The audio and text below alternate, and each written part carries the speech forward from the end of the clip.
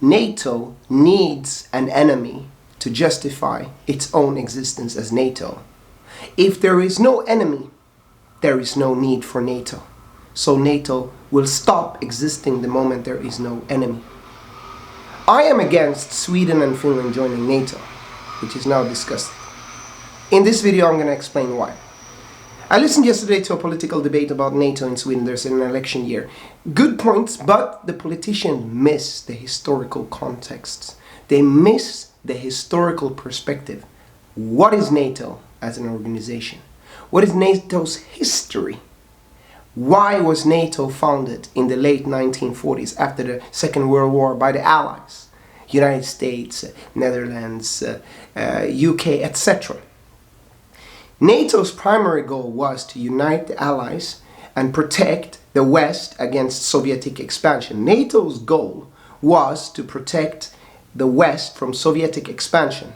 And if you know Soviet history on Joseph Stalin, etc., it was very hostile. It was very dictatorial. Lots of people got killed.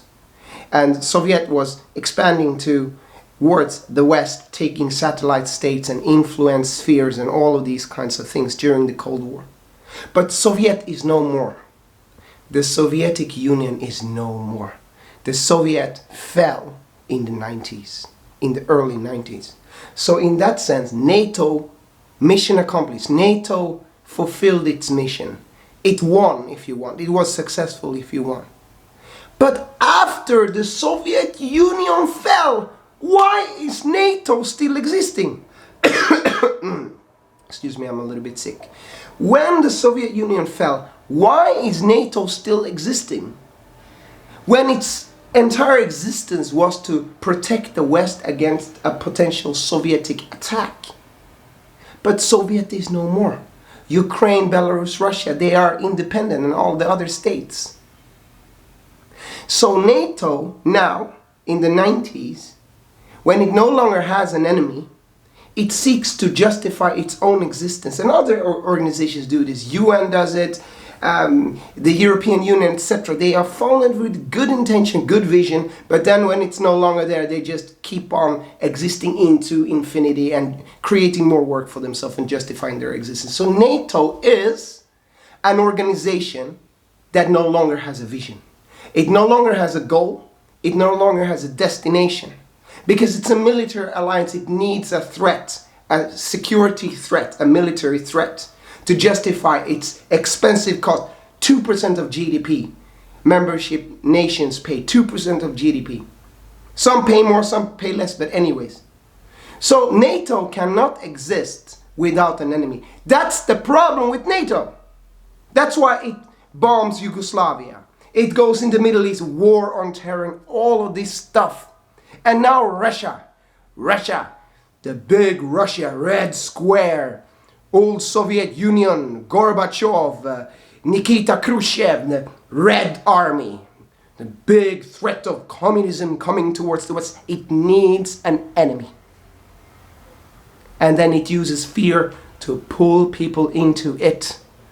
But NATO creates these enemies itself to justify its existence, because an organization without a vision does not exist. This is fundamental, you can say metaphysics or mysticism of organizations. It needs a vision. And this is why Russia must be an enemy to NATO. Because if Russia is not an enemy, then NATO cannot justify its existence. Then it needs to make China an enemy, or North Korea, or terrorism, or whatever. Viktor Orban, I don't know, maybe Hungary is a member of NATO, but it needs an enemy to exist. So NATO is a provocateur. If you understand this Cold War history, you understand that NATO, by nature, is a provocateur. NATO needs to be a provocateur. NATO is a cocky dude who picks a fight with people because that's the only way it can exist. It needs an enemy. It needs to demonize Putin. Is the evil guy. Kremlin, oh my God, the communists in fear and they're gonna go and take us over. So Russia doesn't even want that. They want to be a part of Europe, just like Ukraine and Poland, all of these nations that were Soviet, ex-Soviet satellites, etc. But NATO can't allow Russia to come closer, because who is NATO going to fight then? Well, if they allow Russia in, then at least they have to antagonize China or something like that, because it needs an enemy to exist. And that is why it keeps on being an organization that just creates more work for itself by defining an enemy and existing into infinity without no clear vision, no clear goal. I don't think Sweden should join an unclear organization like NATO that just seeks to exist by creating external enemies out of Russia and projecting, vilifying, demonizing Russia or other nations. I don't think Finland should join NATO. I don't think anyone should be in NATO. I think we need to disband NATO and have new military alliances that have a clear vision, clear goal, and deals with the challenges of the modern time 2022 plus. Peace.